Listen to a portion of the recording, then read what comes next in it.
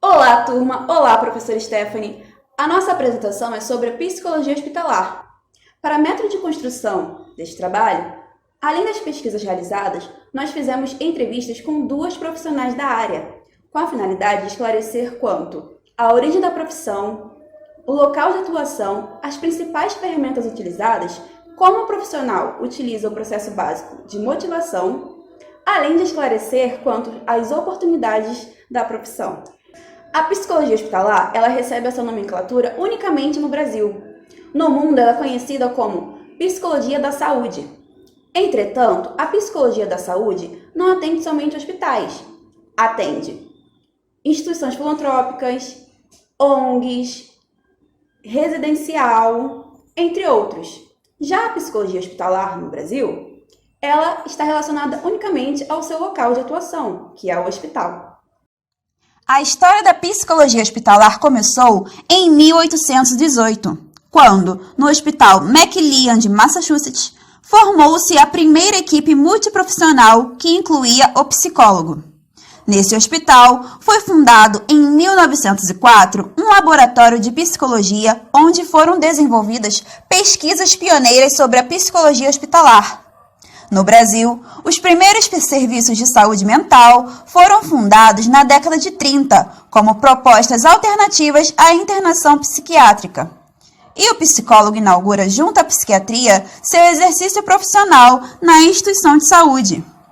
Os relatos da inserção do psicólogo em hospitais começaram na década de 50, com Matilde Neder instalando um serviço de psicologia hospitalar no Hospital das Clínicas da Faculdade de Medicina da Universidade de São Paulo. Agora irei deixá-los com as principais partes de uma entrevista realizada com a doutora Glauce Correia. Ela que possui seus 32 anos de carreira, é referência no assunto, além de já ter concedido diversas entrevistas para várias vias de comunicação e emissoras. Gente, antes de mais nada, desculpa a aparência. Depois a Érica mostra para vocês a foto de como eu estava. Eu tive que disparar, porque eu estou trabalhando, né, na frente da emergência, junto dos médicos, dos pacientes e dos familiares. Então, assim, tira tudo, não usa maquiagem, o cabelo estava preso, milhões de máscara, mas assim, vamos lá. Então, eu trabalho aqui no Hospital Quinta Dor, a Rede Dor. Eu sou chefe de um serviço na Santa Casa e eu trabalho também no BNDES, a FAPES, que é o Fundo de Previdência e Assistência do BNDES. Nesse momento, o único trabalho que a gente está tendo é aqui no Quinta Dor e pela Santa Casa são os atendimentos online. Foram mais de 3.000 atendimentos desde o dia 13 de março, ou seja, é muito atendimento online. E aqui no Quinta Dor, o que eu estou fazendo eu fico na emergência junto com a equipe e a gente faz o acolhimento de pacientes quando é possível e não é Covid. Então, a psicologia ela está sendo a ponte de informação entre o médico e a família, para que a família não vá para a zona perigosa. Nós estamos numa sala intermediária, onde o médico passa para a gente o que vai acontecer, o que está acontecendo, e a gente transmite para a família. O médico só vai na família, junto com a gente, para fazer a comunicação ou de notícias difíceis ou dar os bons resultados. Nesse momento de Covid, é difícil o bom resultado. Nós fazemos parte da equipe de cuidados paliativos do hospital também. Eu sou a coordenadora da parte da psicologia. Sou psicóloga hospitalar desde 2000. Trabalho na Santa Casa. Eu entrei na Santa Casa em 99 para fazer um curso, né, de especialização. E estou lá desde então. E desde 2016 me tornei chefe de um serviço. Esse serviço hoje conta com 70 pessoas aproximadamente, 70 psicólogos voluntários, tem psicólogos formados e estudantes de psicologia. A gente trabalha nas enfermarias e ambulatórios parceiros, fazemos um excelente trabalho e temos muito reconhecimento pelos médicos. É fácil ser psicólogo hospitalar? Não é fácil. A Santa Casa é um lugar que eu trabalho, estou lá desde 99, Eu tenho, além da formação em psicologia hospitalar, eu sou terapeuta cognitiva comportamental, eu sou psicóloga clínica de especialização e sou também pesquisadora da área clínica de saúde, também como especialização. Então, tenho mestrado e doutorado que eu fiz na radiologia, né? Então, eu saí mestre e doutora em ciências da saúde. Na verdade, eu saí como ciências médicas, porque meu trabalho foi o apoio psicológico e a saúde mental do médico. Tem um diferencial aqui, porque eu sou diretora do Departamento de Psicologia da Abramed. A Abramed é a Associação Brasileira de Medicina de Emergência. Então, aqui a gente tem um trabalho importante na emergência, que é a porta de entrada do hospital. Sim. Além dos pacientes, familiares e a equipe normal de assistência, a gente está dando apoio a todas as pessoas da equipe, inclusive o faxineiro que limpa a área do repouso, porque ele também tem medo de adoecer. Eu tenho um trabalho diferente, que eu fiz um curso no Canadá de acompanhamento peri e pós-cirúrgico. Então, assim, como eu trabalho, ainda tem isso, eu sou presidente da SBRAMO, que é a Associação Brasileira Multiprofissional em Oncologia. Então, eu trabalho com muito câncer, né? Principalmente câncer de mama, onde eu faço parte das equipes cirúrgicas, onde você está, em alguns momentos, dando apoio ao paciente, em outros, dando apoio à família, e no momento da cirurgia, para uma equipe médica, que quando tem um linfonodo positivado, fica todo mundo caidinho. Então, assim, você está aí para segurar o ânimo da equipe, para trabalhar a família durante uma cirurgia. Dependendo da idade do paciente, isso é muito sofrido. No caso, a psicologia hospitalar, ela tem por base a psicologia clínica, na entrevista, né, do paciente. É uma coisa similar, só que dentro do ambiente hospitalar. Isso é uma coisa correta de se afirmar? É o dia a dia do psicólogo hospitalar?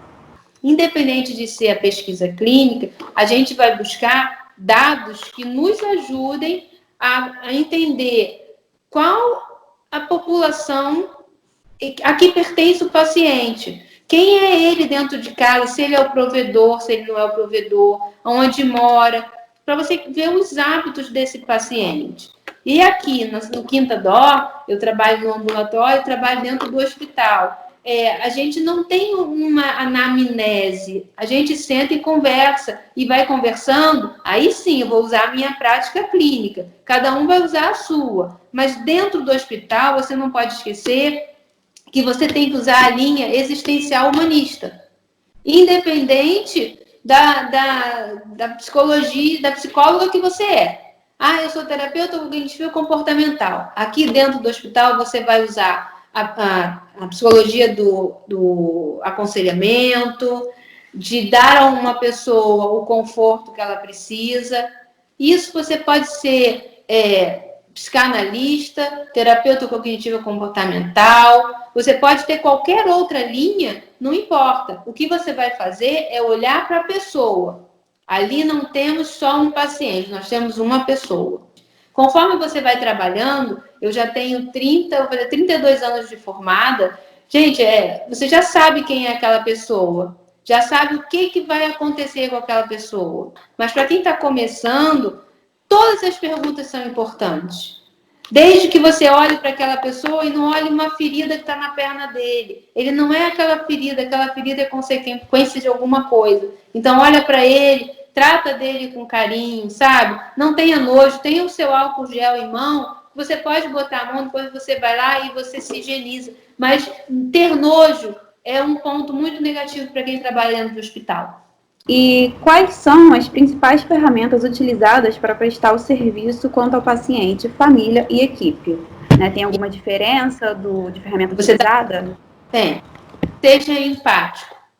Seja empático e tenha compaixão. Você vai pegar o paciente familiar, você vai acolher e dar o suporte necessário. Ou para falar sobre alguma doença, ou para falar sobre morte, ou para falar sobre o encaminhamento de uma doença para sua terminalidade. Então, você tem que escolher palavras, estar no ambiente adequado e saber o que falar. Não posso chegar, olha só, seu filho vai morrer, mas tudo bem, a vida é assim mesmo.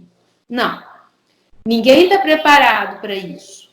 Por mais que esteja ali uma pessoa de 100 anos, ninguém está preparado para isso. Então, falar de morte, falar de doenças terminais, falar de cuidados paliativos em finais de vida requer muita forma e muito estudo. Você tem que ter empatia, compaixão, usar a palavra certa, usar a postura certa e falar somente aquilo que é necessário. Tem que ter muito cuidado para você não dar informação demais. Você tem que perceber no meio da conversa o que a pessoa tem capacidade de ouvir e precisa ouvir. Entendeu? Muito cuidado para a gente não falar demais. Sabendo que a motivação é um dos processos básicos psicológicos, como você faz a aplicação desse processo com os pacientes? Né? E isso. A gente trabalha o que tem de melhor no paciente. Se você tem um paciente que está com câncer, você não vai ficar falando do câncer desse paciente. O câncer do paciente é uma situação que o médico vai falar. Nós vamos falar do paciente, do que ele gosta, vamos criar propósitos para ele, para a gente motivá-lo a fazer todo o tratamento. A doença é do médico. Nós estamos trabalhando nas dimensões de saúde, que é o quê? A parte emocional, a parte social, a parte espiritual. A parte física pertence ao médico. No seu caso, como a motivação te influenciou a atuar nessa área? Como é essa questão da motivação para você diariamente? Eu sempre quis cuidar das pessoas. Eu, aos 4 anos de idade, eu mordi o dedo de uma dentista. Então, ela não parou com o motor e furou minha língua. Eu era para ser gaga, eu era gaga, inclusive. Aí, aos 4 anos de idade, eu fui fazer o que hoje vocês chamam de fonoaudiologia, na minha época se chamava logopedia. Então, eu fui fazer logopedia e psicologia. Por quê? Porque eu era gaga, aquilo me criava ansiedade e tudo. E eu amava a minha psicóloga. Então, eu tinha 4 anos de idade e eu decidi que eu ia ser psicóloga. Então, já cresci com aquilo. E, assim, vendo meu pai, né, que trabalhava na área da saúde, eu falava assim, não, acho que eu tenho que ser médica. Mas conforme eu fui, né, amadurecendo, eu falava assim, não, eu não quero ter a responsabilidade de vida e morte na minha mão. Eu quero, sim, fazer o que eu mais gosto, que eu falo para burro, se você já viu, né?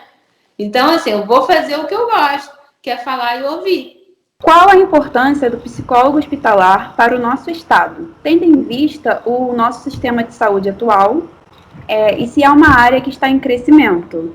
Em conjunto, nós temos que trabalhar em conjunto. Nosso trabalho é multiprofissional. O paciente não é do médico. O paciente é de uma equipe. Cada um com seu cada um, sabendo a hora de atuar. A atuação do psicólogo hospitalar não é que ela seja de pouco ou menos importância. O que acontece é que você tem que saber se colocar numa equipe. Você, para saber se colocar numa equipe, você tem que, no mínimo, estudar o assunto daquela equipe. Para quando você começa a falar, você saber o que você fala. Como obter satisfação pessoal no cotidiano profissional, permanentemente em contato com a dor e o risco de morte?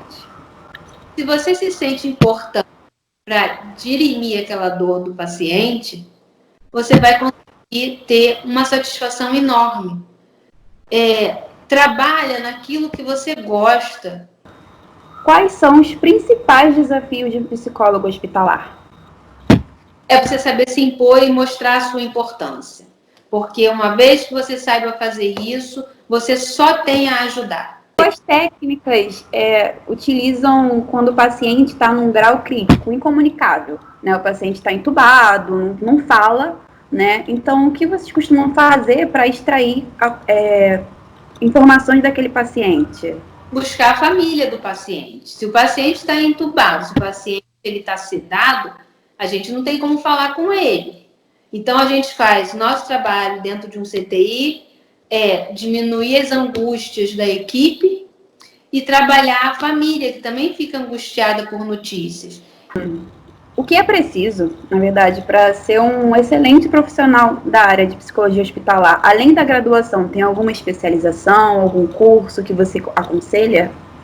Nós temos, lá na Santa Casa, a gente tem o curso de Introdução à Psicologia Hospitalar. Ele é pelo Instituto Senor, do qual eu sou coordenadora com a chancela da Santa Casa. E, além disso, uma vez que você goste e ame, tem as especializações em Psicologia Hospitalar. Se você entrar pela Sociedade Brasileira de Psicologia Hospitalar, você vai ver várias especializações. Como são as questões de oportunidades para quem quer atuar nessa área? Tem, sempre tem. Você sempre vai buscar a sua oportunidade. É aquilo. Lá na Santa Casa a gente tem o voluntariado, que a gente abre, né,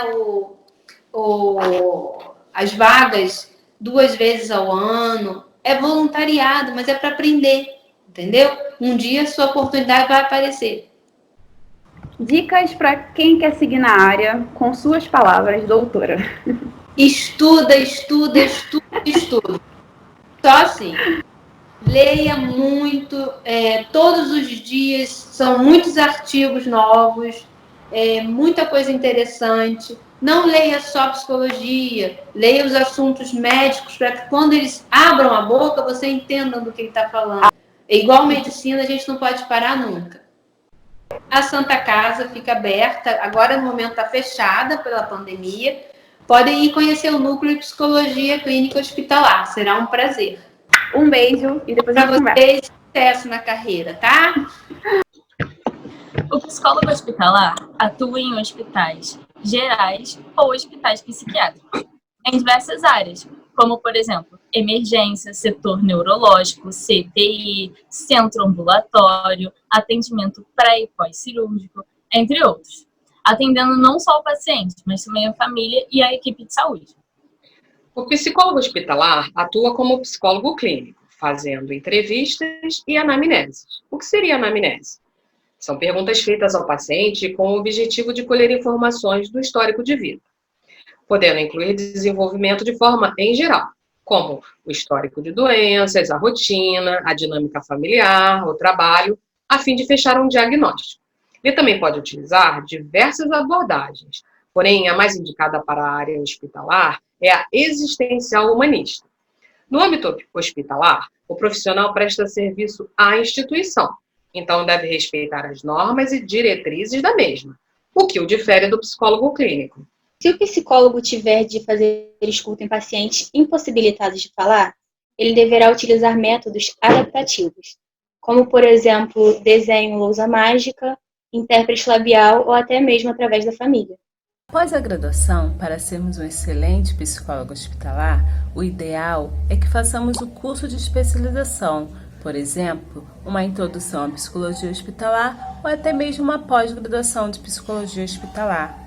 Ao atuarmos na área, para não enfrentarmos dificuldades com a equipe, o ideal é que nós venhamos estudar os assuntos referentes à doença do paciente e até os termos técnicos utilizados. Com isso, garantiremos um bom desempenho e conquistaremos o respeito. O paciente precisa de todos, porém cada um com a sua função e cada um com o seu objetivo e propósito. Para isso, falar a mesma língua é ideal. A área passa por altos e baixos, mas devido ao coronavírus está sendo mais vista. O profissional recebe, em média salarial, R$ 3.345,17, com uma jornada de trabalho de 33 horas, podendo prestar mais, já que presta serviço à instituição. Logo, poderá ter horas extras. Além da doutora Glauce, nós também tivemos a contribuição da psicóloga Fabíola de Lima. A Fabíola foi estudante da Estácio e estagiou na Santa Casa da Misericórdia e no Hospital Municipal Jurandir Manfredini. Após ela se formar, aliás, não dando nem tempo dela se formar direito, ela já foi contratada pelo Hospital Jurandir Manfredini para atuar como psicóloga hospitalar. Com isso, a sua colação de grau foi até na Secretaria da Estácio. Ela atuou lá durante 10 anos, adquirindo diversas experiências e utilizou a psicanálise como sua principal aliada. Ela é professora na Estácio de Sulacap. Acredito eu que ela será nossa professora futuramente. Ela deixou um recadinho para vocês. Bem, gente, foi muito bom aí estar com vocês. Espero que eu tenha transmitido pontos importantes aí para a formação acadêmica de vocês, né? Um grande beijo para a Érica, para a turma e para você, Stephanie. Espero em breve estar junto de você lá na sala dos professores. Coraçãozinhos para você. Para os que desejam manter-se atualizados de tudo o que acontece com a área de psicologia hospitalar, acessem ao portal da Sociedade Brasileira de Psicologia Hospitalar, www.sbph.org.br.